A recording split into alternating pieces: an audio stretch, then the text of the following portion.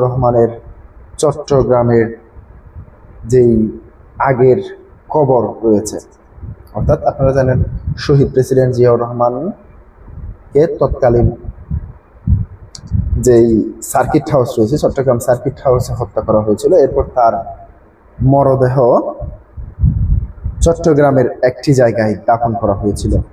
সেখান থেকে তুলে পরবর্তীতে জিয়া উদ্যান কিংবা সংসদের পাশে জিয়া উদ্যানে দাফন করা হয়েছে।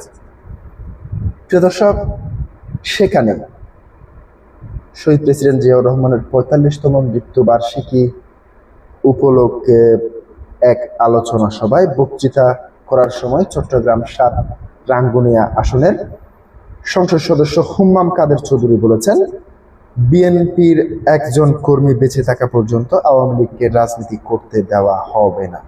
আওয়ামী লীগ কি কারো রাজনীতি করতে দেওয়া কিংবা কারো রাজনীতি করতে না দেওয়ার উপর নির্ভরশীল?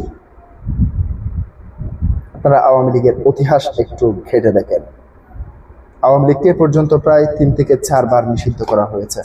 আওয়ামী লীগ কি কারো রাজনীতি করতে দেওয়ার উপরে নির্ভরশীলতা নিয়ে কিংবা তিনি আওয়ামী লীগ কি দেশে ফিরেছেন?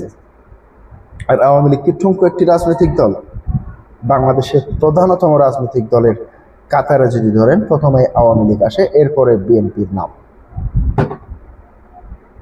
যে দেশের জন্ম দিয়েছে আওয়ামী লীগের নেতৃত্বে বাংলাদেশ স্বাধীন হয়েছে।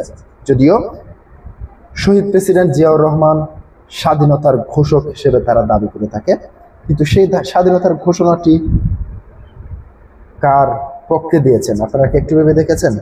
সেই আওয়ামী লীগের নেত্রী, অর্থাৎ আওয়ামী লীগের তৎকালীন সভাপতি শেখ মুজিবুর রহমানের নেতৃত্বেই এই বাংলাদেশের স্বাধীন হয়েছে। এবং সেই শেখ মুজিবুর রহমানের আন্ডারেই তিনি একজন সেনাবাহিনীর কর্মকর্তা ছিলেন।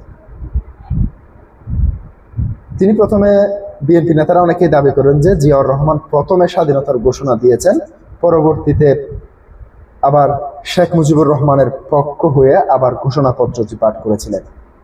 আরে ভাই, যদি প্রথম স্বাধীনতার ঘোষণাটি যদি গ্র্যান্টেড হতো কিংবা সেটি যদি কার্যকর হতো, পরবর্তীতে শেখ মুজিবুর রহমানের নামে কেন স্বাধীনতার ঘোষণা দিতে হবে, সেই প্রশ্নটি বিএনপির নেতাকর্মীদের কাছে রেখে গেলাম।